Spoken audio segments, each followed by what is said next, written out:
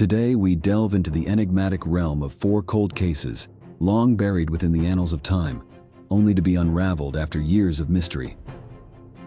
Brace yourselves. We're stepping into the crime scene now.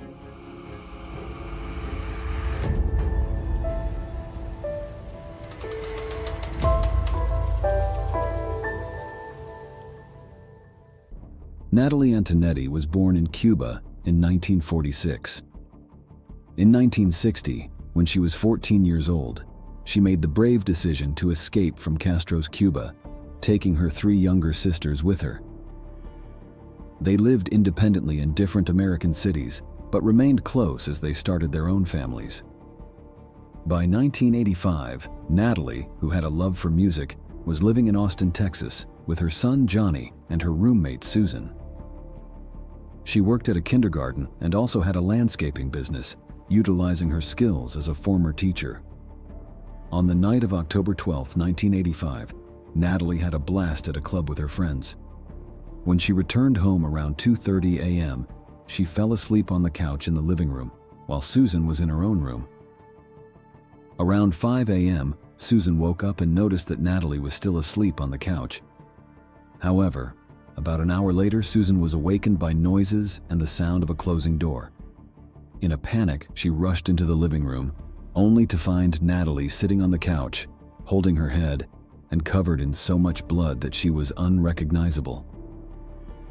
Frantically, Susan woke Johnny, and they immediately called 911.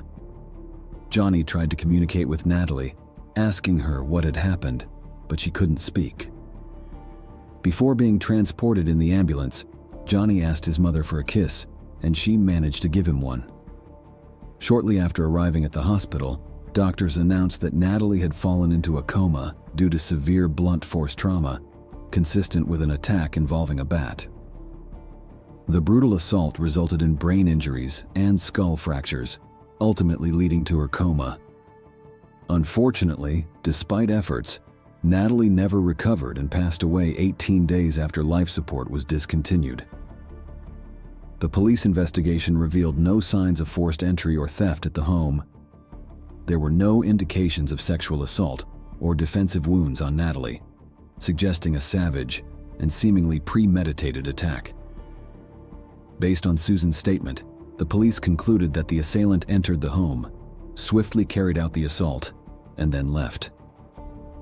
No known enemies or individuals with a motive to harm Natalie were identified. Interestingly, that same morning, a neighbor named Don Chelly made another 911 call from the same apartment complex. He reported seeing a suspicious man peering into windows. When approached, the man cryptically stated, "You're the second person to bother me tonight." Based on Don's description, a composite sketch was created depicting a tall, stocky man with blonde hair. Several possible suspects matching the sketch were brought in for identification, and Don immediately recognized Marty Odom, another resident of the same complex with a history of criminal activity, including a recent home invasion and assault. Marty was known to occasionally carry a baseball bat, and his ex-wife had described him as abusive. However, during police questioning in prison, Marty denied any involvement in Natalie's murder. With insufficient evidence, Natalie's case began to lose momentum and went cold. 22 years later, in 2007, the Austin police received a call from Rebecca Davis, who claimed that her husband, Dennis Davis, was responsible for Natalie's murder. Initially, Dennis, a studio owner, engineer, and well-known figure in the music industry, didn't appear to be an obvious suspect. However, police discovered that he had been romantically involved with Natalie. Dennis insisted that he was with his girlfriend, Amparo Garcia, on the night of the murder. However, when questioned, Amparo denied being with him and mentioned that they had broken up 3 days prior to Natalie's death. Further investigation led the police to Jalinda Bless, another ex-girlfriend of Dennis. She described him as having a dual personality, often kind but prone to jealousy and aggression. Prior to Natalie's murder, Dennis had discovered that she was dating someone else and had left a note at her doorstep which read, "Natalie, You can go to hell and take Douglas with you. If you're too brainless to see his nonsense and lack respect for yourself, then just get lost. In 2009, Dennis Davis was arrested and charged with the murder of Natalie Antonetti. The prosecution claimed that one morning in October 1985, Dennis broke into Natalie's apartment and brutally attacked her with a baseball bat while she was asleep on the couch. They relied on Dennis's history of anger and previous assaults on women to support their claims. During the trial, Galinda Mudgett testified and said that Dennis killed Natalie because she was pregnant with his baby. However, the defense argued that there was no physical evidence linking Dennis to the crime and asserted his complete innocence. They pointed out that on the night of Natalie's murder, a man with a baseball bat was seen in the apartment complex by a person named Don, and this man did not match Dennis's description. As evidence for their case, they presented the 911 call made by Don, which occurred just minutes after Susan's call. Interestingly, the composite drawing made at that time mysteriously disappeared before Dennis's trial began. Dennis claimed that he was with a former girlfriend on the night of the murder, though he did not deny leaving a note at Natalie's door. The claim of Natalie's pregnancy was investigated, and medical records confirmed that she was not pregnant.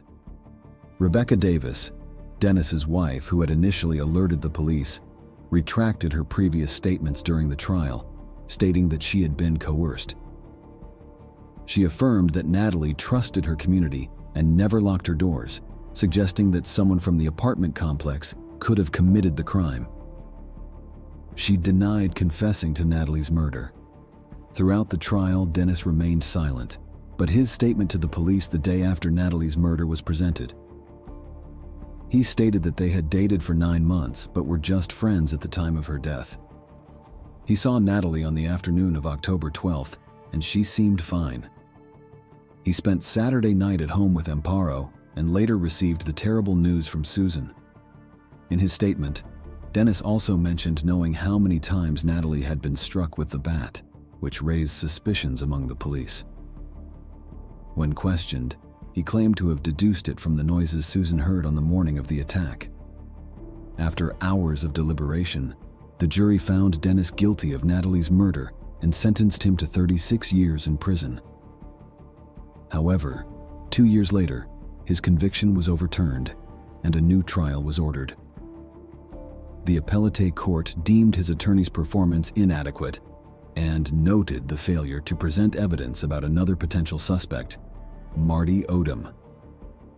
Marty's roommate approached the police, revealing a conversation in which Marty mentioned being involved with a woman from apartment 188, Natalie's residence. The roommate claimed that Marty had visited Natalie's apartment for drinks and sexual encounters, but had never contacted her afterward. He also expressed concern about the use of a bat in the attack and mentioned that Marty's baseball bat had disappeared that night.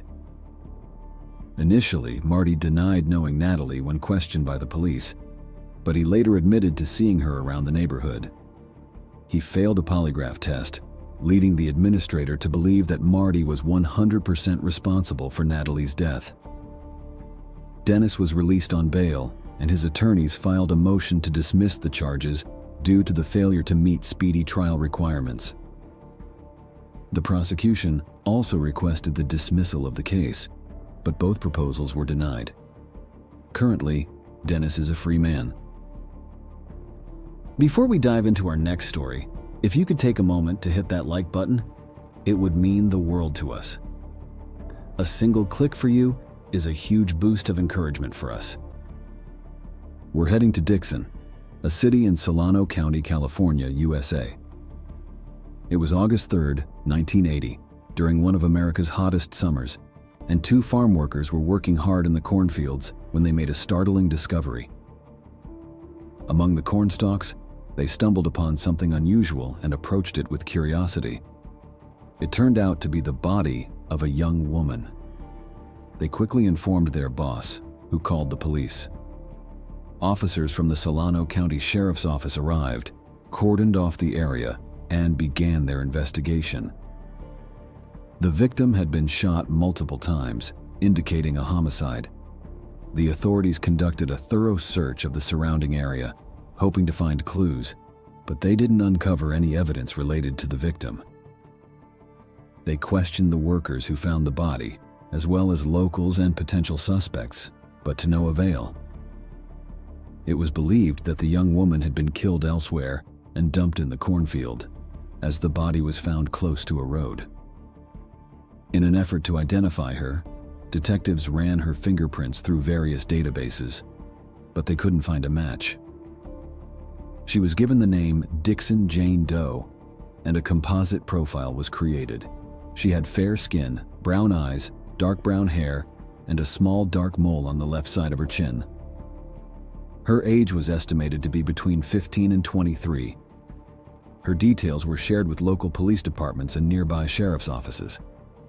A month after her body was found, Dixon Jane Doe was laid to rest in Solano County Cemetery, and the case eventually went cold. Over the years, detectives periodically reopened the case in the hopes of finding new leads. It wasn't until 10 years later, on June 19, 1992, that the Solano County Sheriff's Office received a breakthrough. Augustine and Sally Campiglia reached out to the National Missing Persons Unit and filed a report. They reported that their daughter, Holly Ann Campiglia, had vanished in July 1980 at the age of 21. Holly had left a letter for her family, expressing her desire to leave them behind, which devastated them. The family tried to trace the source of the letter, but discovered that it had been sent from a fake address. Another girl, Polly Ann, had also gone missing around the same time as Holly. Her parents had filed a missing persons report in July 1980, but somehow it was deleted from the system 2 weeks later. Armed with this new information, investigators requested DNA samples from both families to compare with the unidentified victim. 5 weeks later, the Campiglia family received the heartbreaking news. Dixon Jane Doe was their daughter, Holly Campiglia.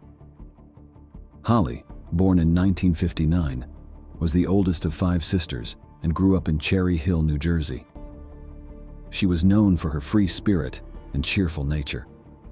Holly seemed to be doing well in school and was beloved by her friends. However, in 1976, her family noticed changes in her behavior. She started distancing herself and began using substances. As a result of her erratic behavior, Holly began running away from home. Luckily, her family was able to find her after a month. Holly continued to run away and sought medical treatment for her emotional issues. Unfortunately, over time, her response to treatment diminished, and her mother felt that she needed constant supervision. On June 10, 1980, Holly and her mother set off for a counseling center.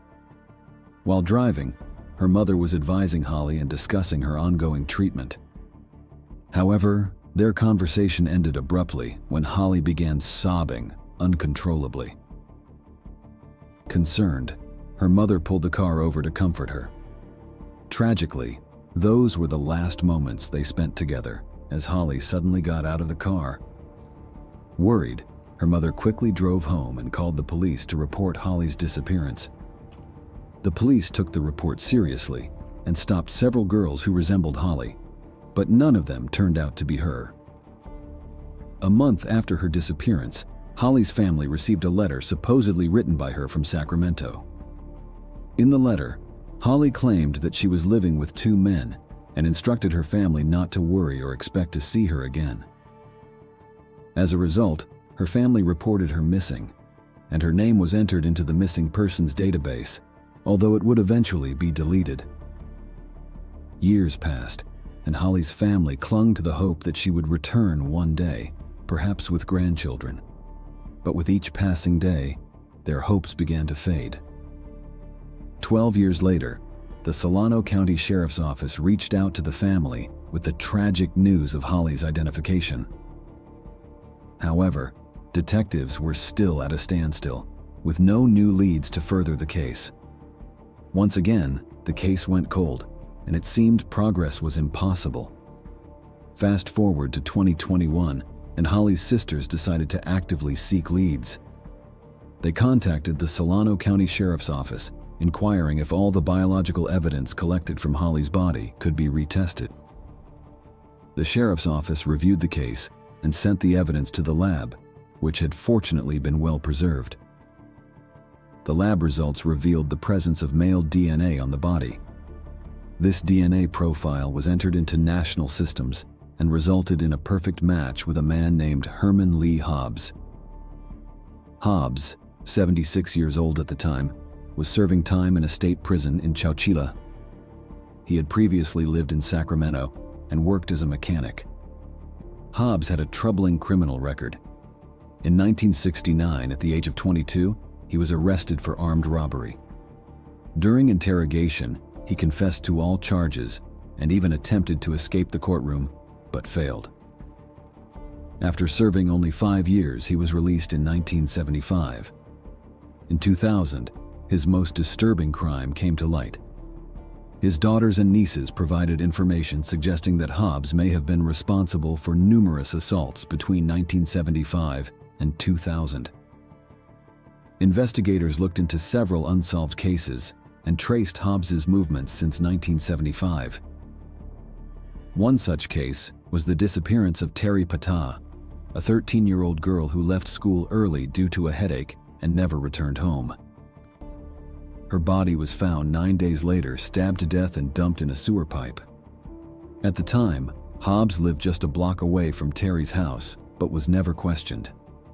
Evidence from Terry's murder was compared to Hobbs's file, and a positive match was found.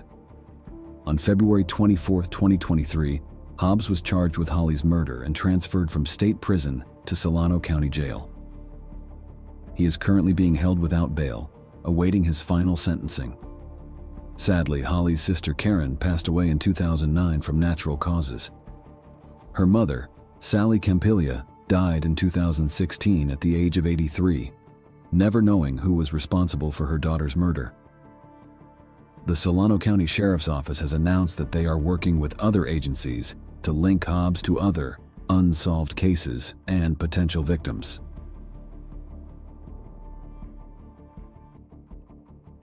Dennis and Brenda were a married couple living in Holland, Michigan, with their 2 children, Aundria and Vanessa. Aundria was actually adopted by the couple and joined their family on June 23, 1974. Vanessa came along 13 years later, and Aundria took on the role of an older sister, almost like a third parent, always helping her mother take care of her younger sister. While her friends were busy with school activities and Friday night football games, Aundria was always at home. On March 11th, Aundria was at home as usual, taking care of her sister before her father, Dennis, came home from work.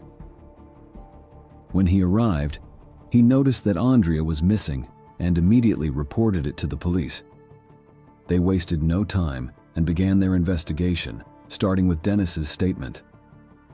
Dennis mentioned that some items and money were missing and explained that Aundria had a troubled past. She often argued with her mother and had run away before, usually going to a friend's house. Based on this information, the police classified Aundria as a runaway teenager and reported the case to the Youth Services Bureau. They also spoke to neighbors and listened to rumors about the family. During middle school, there was an incident where Aundria got on the school bus with her wrists covered in blood, which led some kids to speculate that she had tried to harm herself. However, conflicting rumors circulated, with some saying that Aundria had been thrown out of her house and cut herself while trying to get back in. Some neighbors even suggested that Aundria may have been mistreated by her mother, Brenda, based on her behavior. Many believed that Aundria had simply grown tired of her family and had finally decided to leave, perhaps in search of her biological mother. In the weeks following Aundria's disappearance, Brenda managed to gather some clues on her own that seemed to indicate that Aundria had indeed run away. A breakthrough in the case came in 2010 when a renowned sketch artist named Carl Koppelman got involved. Carl, who had an interest in true crime and had worked on unsolved cases before, reached out to the police and proposed a theory.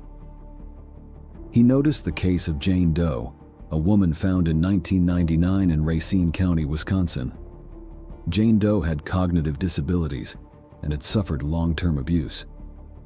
Carl realized that Jane Doe and Aundria were born in the same years, and the location where Jane Doe was found was only a 4-hour drive from where Aundria disappeared. He shared this theory with the police, suggesting that Jane Doe might be Aundria. However, there was a problem. Aundria was adopted, so the police needed DNA from a relative of her biological family for comparison. The authorities set out to find Aundria's biological mother and eventually located Kathy Turkanian. Kathy had run away from her family in Virginia when she was just 14 years old and ended up in Memphis, Tennessee, where she met Randy Badger and married him despite being underage. They planned to go to South Carolina, where they could legally marry with parental consent, which Kathy's family gladly gave. Kathy became pregnant at 16 and gave birth to a girl named Alexis.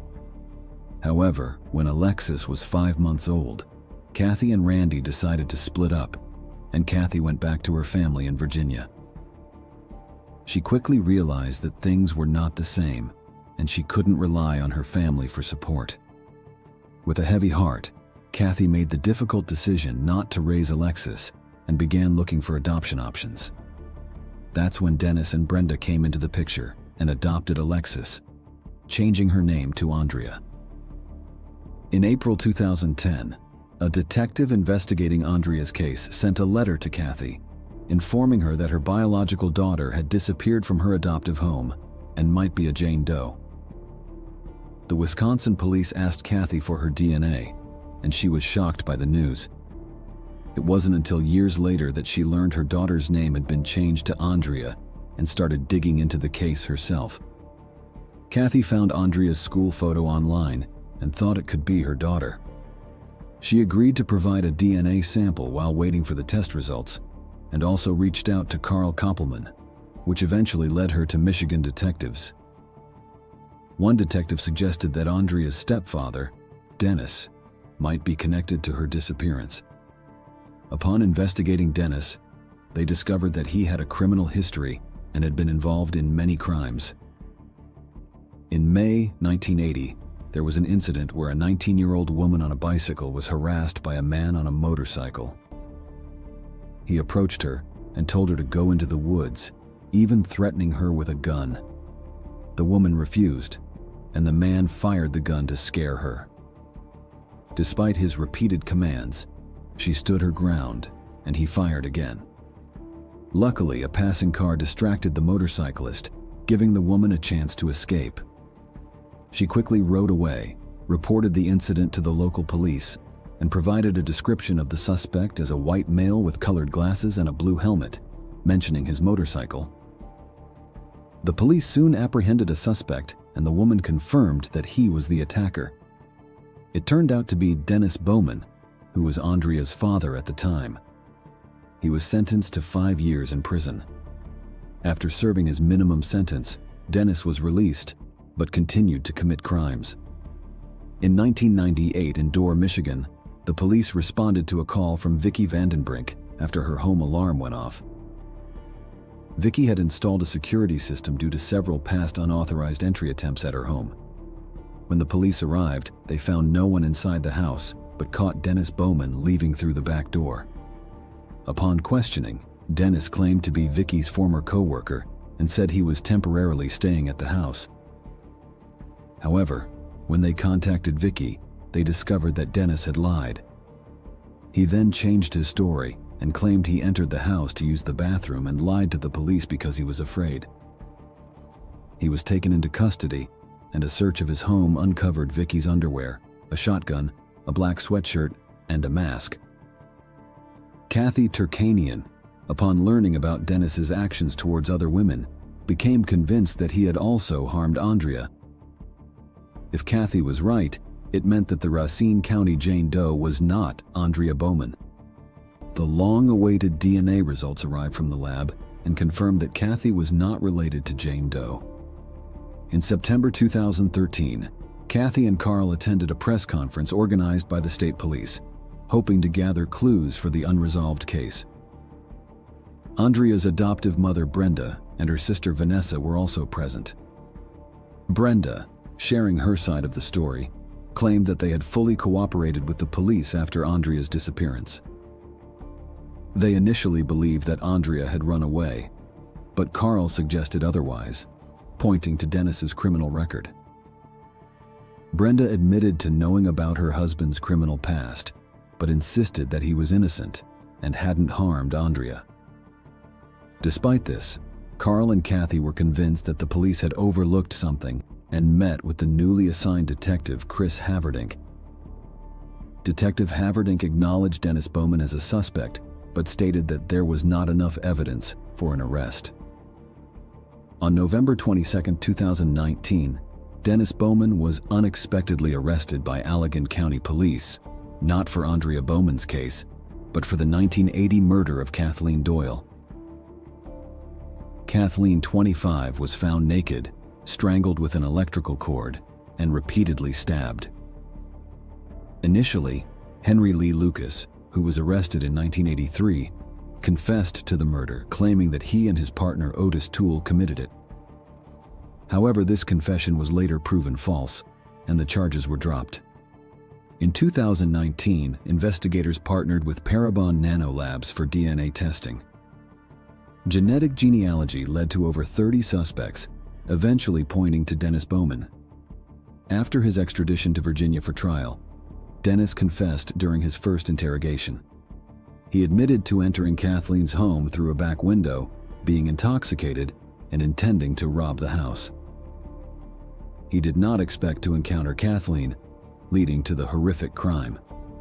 In February 2020, the police visited Dennis Bowman's home with forensic experts, a crime scene tent, and cadaver dogs focused on a particular area. Later that day, they announced the discovery of human skeletal remains, likely belonging to the missing girl Andrea Bowman. Kathy was contacted for another DNA sample, confirming a match. The remains found on the property were indeed those of Andrea Bowman, who had been missing for 31 years. Dennis, while recounting the events, claimed that Andrea's death was accidental. He described a violent argument at home, during which he slapped her, causing her to fall and break her neck. He then concealed the body and later reported her missing. In June 2020, Dennis was found guilty of Kathleen Doyle's murder and sentenced to life imprisonment. The Andrea Bowman case went to court in February 2021, with Brenda testifying first. Tearfully, Brenda described how she believed Andrea had run away and prepared missing person posters. On December 22, 2021, Dennis Bowman was found guilty of murdering Andrea and received an additional 50-year sentence. The person previously thought to be Racine County Jane Doe, believed to be Andrea, was later identified as Peggy Johnson. We're heading to Shepherd, Texas in the United States. Ronda Richards lived alone in her house in the southern part of the city. She had worked as a prison guard in Livingston for 20 years and was close to retiring. Her neighbors knew her as a quiet woman who loved gardening. Rhonda often walked her dogs in the neighborhood and always carried a gun because she feared snakes. She had 3 children, Chris, Tyree, and Amanda, and she adored her 5 grandchildren. On May 22, 2019, the police received a call directing them to the Sam Houston National Forest. 2 locals, who were out for a bike ride, stumbled upon a body. A woman was lying face down a few meters off the trail, wearing a shirt and jeans. It was evident that she had been dead for some time due to decomposition. There were no signs of a struggle nearby, suggesting that she was likely killed elsewhere. The woman was barefoot, but a pair of boots nearby was assumed to belong to her. After examining the body, it was sent to the Texas Medical Examiner's Office for an autopsy, which confirmed the woman's identity as Rhonda. The authorities promptly informed her family about her tragic death. The cause of death couldn't be determined during the autopsy, and there were no signs of sexual assault.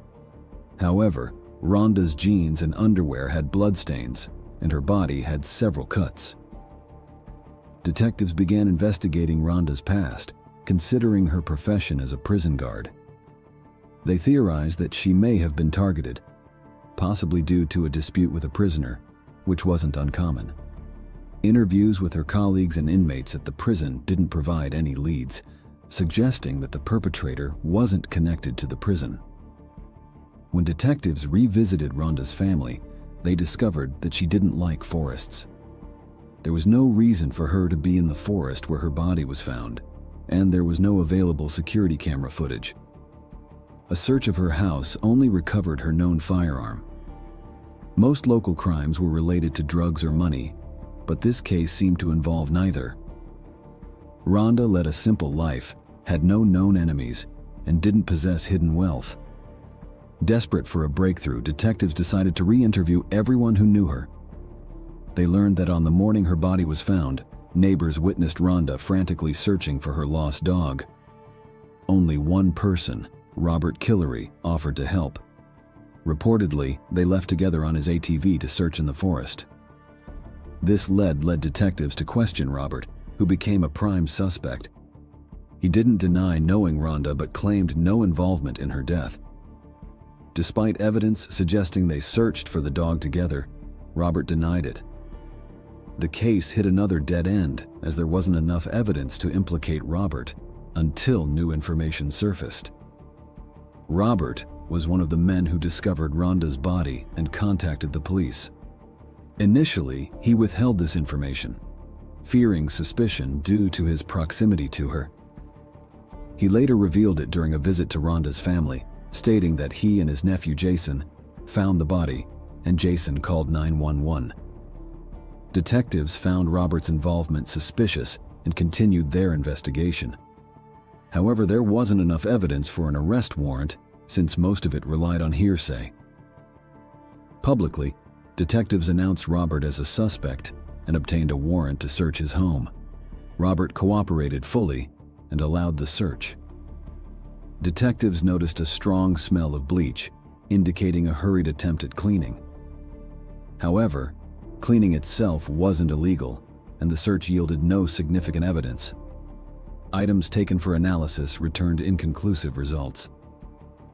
The FBI also aided in the case, with Robert remaining the primary suspect. Unfortunately, the evidence against him was still not substantial enough. Eventually, Rhonda's case went cold, leaving many unanswered questions. 3 years after Rhonda's death, the case was assigned to a seasoned prosecutor, Kelly Siglard. During her time in Harris County, Kelly had successfully prosecuted over 200 cases, including 68 homicides. Kelly spent hours re-interviewing witnesses and, as a last resort, turned to technology. She managed to retrieve the coordinates of Rhonda's cell phone at the time she was last seen alive, pinpointing a specific location. When compared with data from Robert's cell phone, a perfect match was found. On October 31, 2022, Robert Killery was arrested and charged with the murder of Ronda Richards. The trial is still ongoing, and Robert currently awaits his fate behind bars. Before we conclude this video, please be aware that the video on the left may be disturbing. It is recommended for adult viewing only. On the right, you'll find a playlist of videos that have been highly appreciated by our viewers.